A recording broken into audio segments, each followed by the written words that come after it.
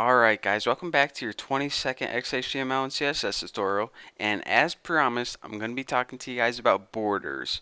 And I'm not talking about like the Mexican-US border, I'm talking about borders in CSS. Now, as I mentioned before, or at least I think I mentioned this before, the border is the area that surrounds or basically it outlines the padding. So what I did before this tutorial is I just set the overall padding to 15 pixels, so we have the content and we have 15 pixels of padding around it. So now what I need to do is show you guys what a border is. So let me make one of the ugliest borders ever. I'm just going to make it stand out, and I'm going to make like a red border or something. So the border, you think you might just be able to type border and type a red, but you can't just do that. Border actually has three properties that you need to set in order to make a border. The first one is border color, and let's just go ahead and set this equal to red. That should look pretty good. And the second one is width. How wide or thick do you want your border? And that's border width, and I'm just going to make mine like 3 pixels or something. That'll be good enough.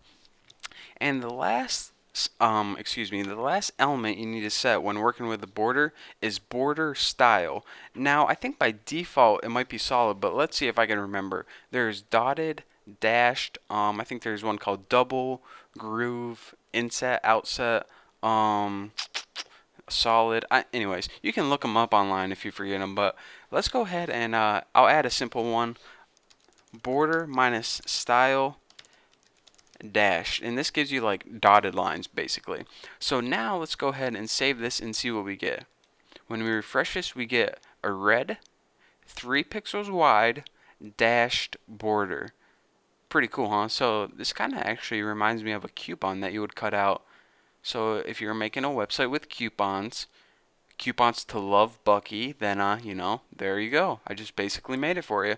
So that is basically how you do that. And another cool thing I want to mention before I let you guys go is each side can have its own border. So whenever you think of something with a border, you typically think the border is consistent all the way around.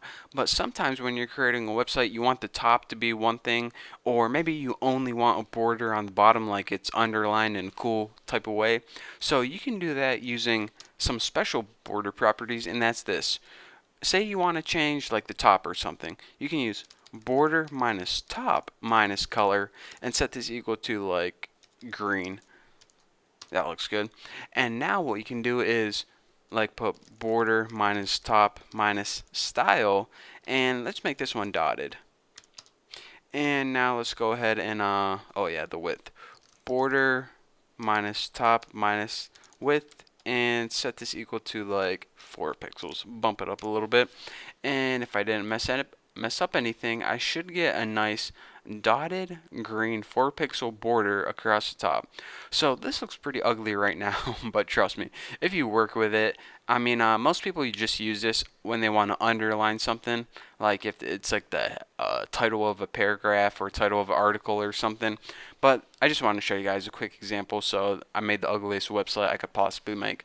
But anyways, I showed you guys how to do that on the top, but if you just replace this word top with bottom, left, or right, then you guys can see the other effects that it can have. I'm not going to go through bottom, left, and right because it's obvious what it would do. So anyways, that is how you make a border. Whether you want it consistent, you just write border minus the property, or if you want it on one side, you write border minus what side you want minus the property, and then write the value. So anyways, that's basically all there is to borders.